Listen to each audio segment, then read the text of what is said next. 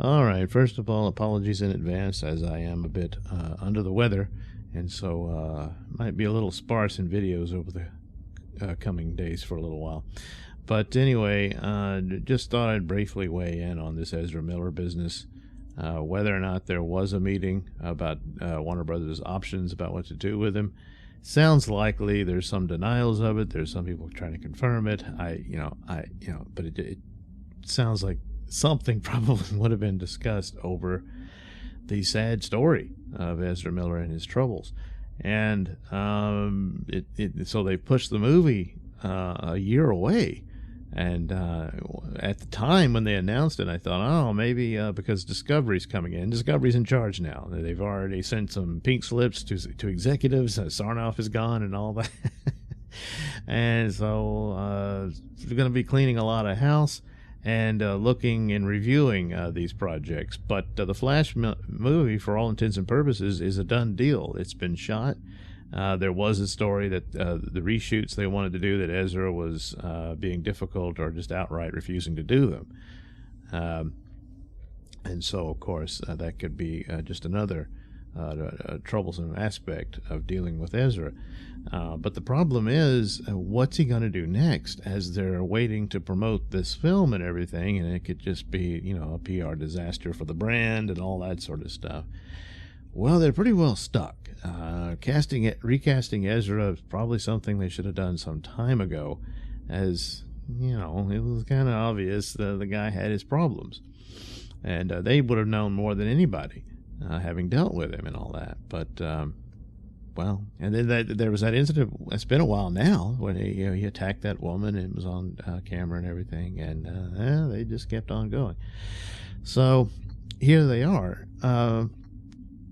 I don't think the idea of just reshooting the movie between now and June to have a new actor in the role, I guess it's possible, but I don't think it'd be a good idea to CGI the face over because they've been down that road before, just over a mustache. Trying to do that now probably be a lot of problems.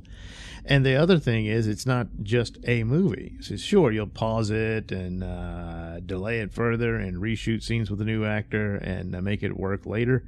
Can't really do that because they're trying to reboot their shared universe for the DCEU, and the Flash movie is the reboot movie. It changes everything. I've heard the details, and I'm thinking most of them, if not all, are probably pretty accurate. So there's a scene where he meets the Michael Keaton Batman. There's in an Earth where Zod killed Superman as a baby, invades the Earth and takes on Michael Keaton's Batman and Sasha Calle's Supergirl, and both get killed in all of this. Whereas the Flash changes time and events and everything, and when it's all said and done, he's in this strange merged version of his universe where there's Supergirl and Michael Keaton's Batman in there. Then he gets a message from Ben Affleck's Batman saying, find us, Barry. So they threw that in there and say, oh, so that keeps Snyderverse exists, but it's in some other pocket universe that Barry would have to try to find, probably in a sequel. And then as far as Superman being dead, oh my God, this was terrible. And I really hate that idea. But there's another scene where Supergirl comes to Barry and reveals something to him, and he seems really shocked by whatever it is. You don't get to see it. So that was some hopeful sign for that aspect of it. But that doesn't deal with their Ezra Miller problem. But it does set up everything for the movies going forward. There's supposed to be scenes with Aquaman 2. Apparently Michael Keaton was supposed to show up in it in a post-credit scene or something, but it wouldn't make sense now that his movie's going to come out before The Flash and all of that. And this is all this mess, and it's like, golly, why'd you have to move The Flash if you're having to reshoot something? But if it's more about Barry, that's... You see, I was hoping they could shoot some scenes of Henry Cavill as Superman in there, and it was show that no, he's staying Superman and all that. And they may get there if this post-credit scene leaves that door open for them to do that, and that could be more than enough as they go forward.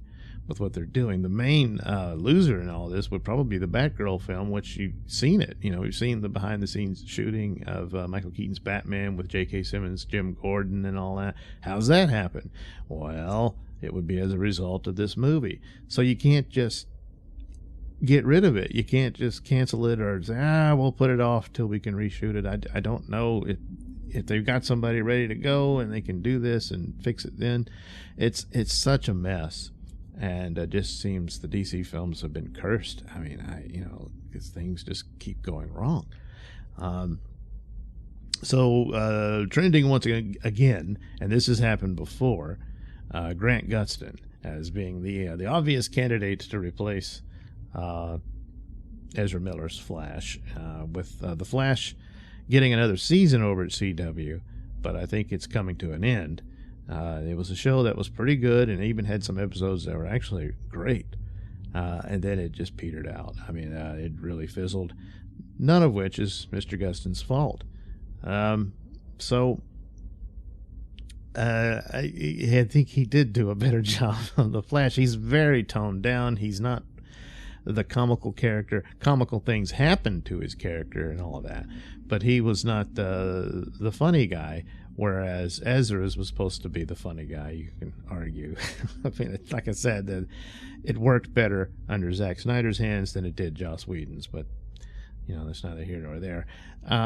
So the idea of he's already established as the character, and it would give a boost for Grant Gustin because he's been stuck in that show. And there's not much of a future for CW actors outside of CW. This would give him a shot to shine. But it's one of the things that someone mentioned on Twitter, and I thought this immediately myself, where they don't have to redo the whole movie. Ezra is the Flash throughout of it, but as the result of the new universe that's formed with Supergirl and Michael Keaton's Batman in it, and they're alive again, and then the Flash turns around and it's a new guy. He's changed too. It doesn't really quite have the impact for the Ben Affleck Batman to say, "Come find us, Barry," when hey, who are you? I'm looking for Barry. It's, so it does mess it up a bit, but it is a way that they could do that. Say, well, universe is merging and time warping and what have you. That could have been a solution. As often thought, certainly myself, and I've seen other people theorize about it, that they could have done the Flashpoint movie with their Ben Affleck leaving the role and just have Robert Pattinson's Batman show up at the end and say, oh, there's a new Batman and everything changed, that sort of thing. And they could do it here with the Flash. But there's really no great option here. They're basically painted into a corner, and there's no way out without getting paint all over your shoes. So that's the way it is, and it's unfortunate, and it's all rather sad.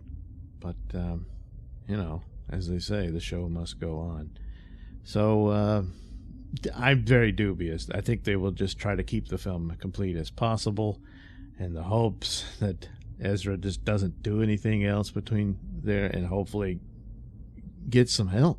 I don't know who. I mean, that's the problem. He's fulfilled his work, I suppose, for the most part, unless he hasn't done the reshoots, and that's some obligations he owes to them. But if he's incapable of doing it at this point, that's another problem too. But who has enough trust with the guy to convince him that he needs to get some help? But it's not a lot of good options here. And it's unfortunate and sad. But more times than not, I tell you, these Hollywood careers are not good for people, So anyway, I wouldn't have a problem with Grant Gustin being established as their Flash, but it's still a bit of a mess, and I'm dubious that would happen. But well, it trended on Twitter, so there you go.